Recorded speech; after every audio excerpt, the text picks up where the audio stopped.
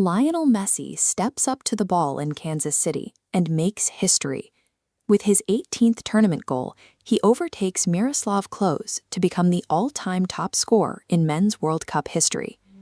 For the tens of thousands of fans packed into the stands, this is the pinnacle of the sport, the kind of pure, euphoric release that elite football is designed to deliver. But walk a few steps outside those stadium doors, and the atmosphere violently shifts. In Mexico City, teachers staging protests for fair treatment are met with riot police and clouds of tear gas. Inside the arenas, the fans who manage to avoid the clashes outside are dealing with a severe financial shock. Because FIFA implemented a dynamic pricing model, standard seats to watch these matches routinely cost more than $2,000. You have the most watched, most thrilling tournament in the history of the game happening right next to severe ethical failures and logistical collapses. How did a single event stretch to both of these extremes at exactly the same time? To understand the strain, we have to look at the map. This diagram highlights the geographic spread of the 2026 host cities. Instead of keeping the games in one or two countries, the tournament spans the landmasses of Canada, the United States, and Mexico to accommodate a 48-team roster. Moving the teams, media, and millions of fans between these distant hubs requires a staggering amount of air travel. Researchers project that the flight emissions alone make this the most polluting tournament ever staged.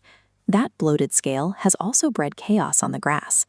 The opening match alone, a 2-0 victory for Mexico over South Africa, resulted in 3 separate red cards. Then there is the physical toll of a North American summer. Temperatures are so high that FIFA mandated 3-minute hydration breaks in every half, so players can safely survive the heat. Broadcasters quickly realized they could squeeze full-screen commercials into those exact life-saving pauses. Expanding the tournament to cover an entire continent maximized revenue, but the trade-off was steep. It actively degraded the climate, jeopardized athlete safety, and cheapened the viewing experience. That pursuit of scale is driving massive amounts of corporate wealth into the event. Between the $2,000 tickets and sponsorships with oil giants like Saudi Aramco, the cash flow is astronomical.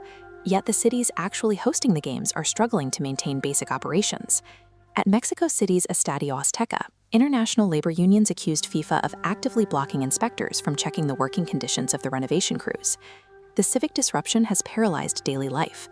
Major cultural hubs like the Zocalo Square were forced to shut down entirely as mass public protests clashed with tournament operations. This friction isn't confined to Mexico.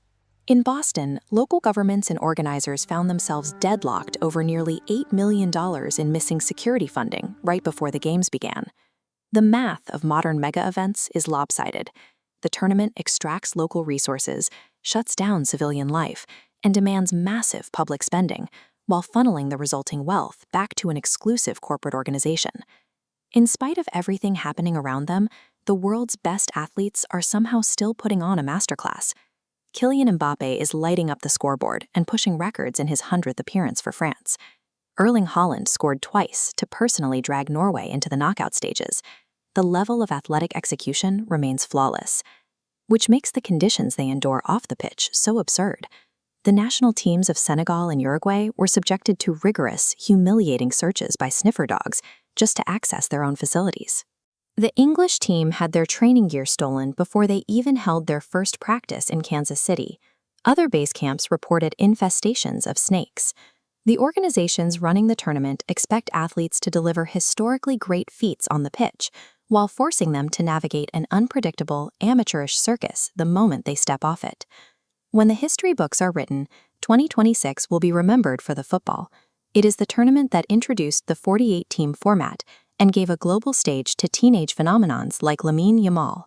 For the team that survives the chaos and finally hoists the trophy, the glory remains untarnished.